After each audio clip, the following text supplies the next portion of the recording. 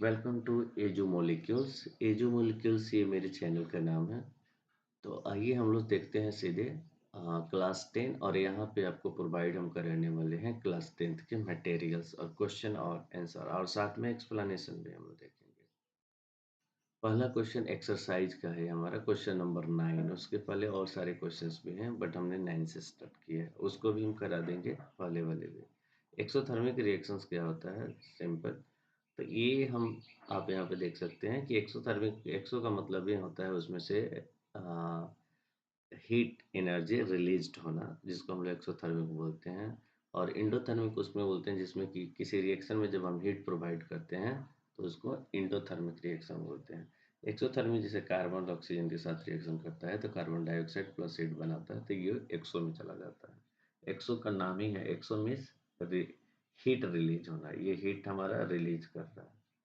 अब भाई इसमें देखिए हम लोग सनलाइट देते हैं, जैसे कि फोटोसिंथेसिस होता है तो उसमें क्या होता है, सनलाइट दिया जाता है तो ग्लूकोज बनता है। तो जो सनलाइट दिया गया ना वो कहलाएगा रिएक्शन के पहले, जो एरो के पहले आप देख रहे हैं इधर सनलाइट लिखा हुआ है, लाइट लिखा है, एनर्जी लिखा हो, इसके ऊपर भी लिखा हो, तो उसको हम लोग इंडो कहते हैं, क्योंकि उसमें हम लोगों ने क्या किया, एनर्जी सप्लाई किया। तो ये एनर्जी जिसमें दी जाती है और फिर उसका प्रोडक्ट बनता है तो वो कहलाता है इंडोथर्मिक। क्लियर हो गया होगा। आइए नेक्स्ट स्लाइड पे चलते हैं। कहता है कि रेस्पिरेशन जो होता है उसको एक्सोथर्मिक हम लोग क्यों कंसीडर करते हैं। तो देखिए स्टूडेंट, होता क्या है कि जो ग्लूकोज होता है हमारे बॉडी में जब टूटता है तो उसमें से एनर्जी निकलती है, O2 ऑक्सीजन गैस प्रोड्यूस होता है और एनर्जी भी निकलती है जो हीट प्लस एटीपी के फॉर्म में होता है। इसीलिए जब एनर्जी निकलेगी हीट के फॉर्म में तो उसको हम लोग एक्सो बोलते हैं। जैसे कि यहाँ पे देखिए, the breaking of glucose bonds releases large amount of heat. यहाँ पे ग्लूकोज ऑक्सीजन के साथ रिएक्शन किया तो कार्बन डाइऑक्साइड और वाटर बना और हीट एनर्जी निकला, तो जिसमें एनर्जी निकली एक्सोथर्म। ठीक है, आगे बढ़ते हैं। Decomposition reactions called opposite combination reactions. Decomposition में क्या होता है, सिंपल ये समझें कि उसमें रिएक्शन अपोजिट है कॉम्बिनेशन का। डिकम्पोजिशन में एक सिंपल रिएक्टेंट होता है, वो ब्रेक होने के बाद हमारा टू या more than two simpler substance form करता है। जबकि कॉम्बिनेशन में क्या होता है कि दो हमारा सब्सटेंस होता है और वो कंबाइंड होके एक ही क्या होता है, प्रोडक्ट फॉर्म करता है। ठीक है, इसीलिए ये जस्ट उल्टा हो गया।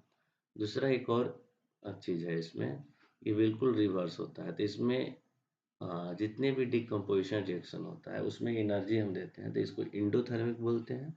और जो कॉम्बिनेशन होता है उसमें से एनर्जी निकलता है तो उसको हम लोग एक्सोथर्मिक बोलते हैं। तो ये भी हम इसमें लिख सकते हैं अपोजिट वाले केस में। और इसका ये इक्वेशन हो गया, ए प्लस बी, ए बी बनाता है, ए बी से ए प्लस बी बनता है, तो ये भी एक रिवर्स हो जाता है। नेक्स्ट क्वेश्चन आप देखिए, ये वाला भी हम लोग पढ़े हुए हैं कि एक इक्वेशन लिखना है डिकम्पोजिशन रिएक्शन में जिसमें कि एनर्जी सप्लाई की जाती है हीट के फॉर्म में, लाइट और इलेक्ट्रिसिटी के फॉर्म में। तो एक एक इक्वेशन यहाँ पे लिख देना है। तो ये हमने इक्वेशन एक लिख लिया।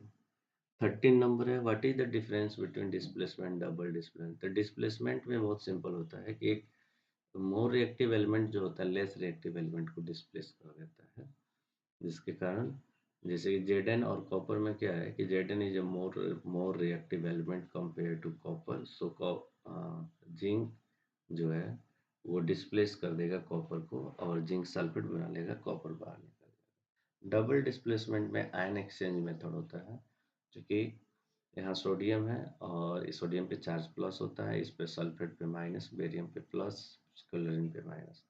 तो हम क्या करते हैं, प्लस का माइनस के साथ, माइनस का प्लस के साथ कॉम्बिनेशन करके प्रोडक्ट फॉर्म करते हैं और इसी को बोलते हैं ion exchange method. Next question है हमारा 14 नंबर, कि कह रहा है क्या कि in the refining of silver की रिफाइनिंग में जो रिकवरी किया जाता है सिल्वर, वो कैसे किया जाता है। तो देखिए, जब सिल्वर नाइट्रेट को कॉपर के साथ रिएक्शन करेंगे तो Ag जो होता है ये हमारा लेस रिएक्टिव होता है, जबकि कॉपर मोर रिएक्टिव हो गया सिल्वर से, Ag से। इसीलिए ये क्या करेगा, इसको डिस्प्लेस कर देगा और कॉपर नाइट्रेट बना लेगा और Ag बाहर निकल जाएगा यहाँ से, तो Ag आपको ऑब्टेन हो जाता है। 15, what do you mean by the precipitation reactions. Precipitation का मतलब होता है सॉलिड सब्सटेंस फॉर्म करना ड्यूरिंग द रिएक्शन। जैसे कि प्रेसिपिटेशन रिएक्शन एक टाइप होता है रिएक्शन का जिसमें कि रिएक्ट करने के बाद इनसॉल्युबल सॉलिड प्रेसिपिटेट बनता है। जैसे कि बेरियम क्लोराइड सोडियम सल्फेट हमारा है, ये रिएक्ट करेगा तो बेरियम सल्फेट बनेगा, और जो बेरियम सल्फेट होगा वो वाइट प्रेसिपिटेट कहलाता है। सेक्शन नंबर में देखिए, section explain the following terms, gain और लॉस इलेक्ट्रॉन का।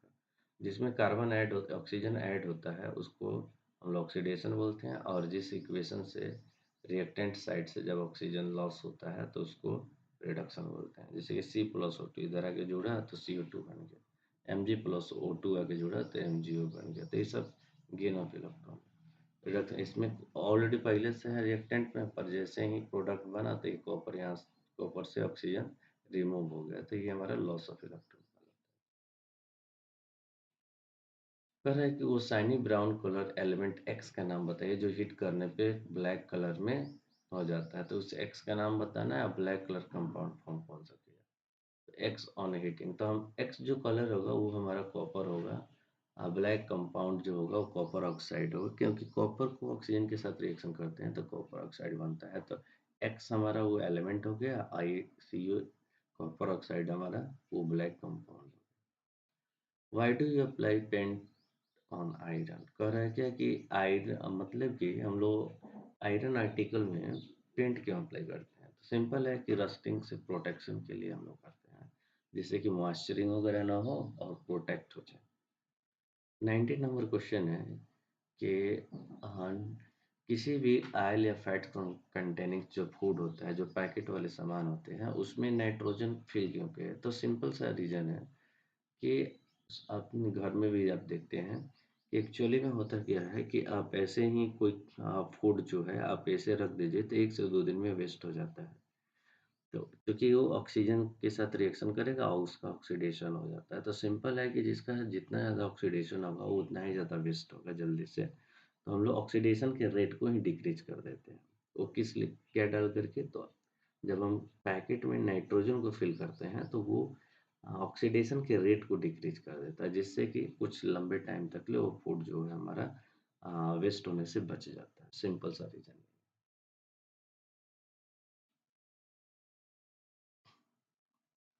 नेक्स्ट क्वेश्चन है 20 नंबर कि कह रहेगा explain the following terms with one example, corrosion का एक एग्जांपल देना है। जैसे कि होता है क्या है कि जब भी हम आयरन और ऑक्सीजन वाटर को एक साथ जब कंबाइन करते हैं तो ये आयरन ऑक्साइड और वाटर फॉर्म होता है, जिसको हम रस्टिंग बोलते हैं। इसी को क्या बोलते हैं, रस्टिंग बोलते हैं।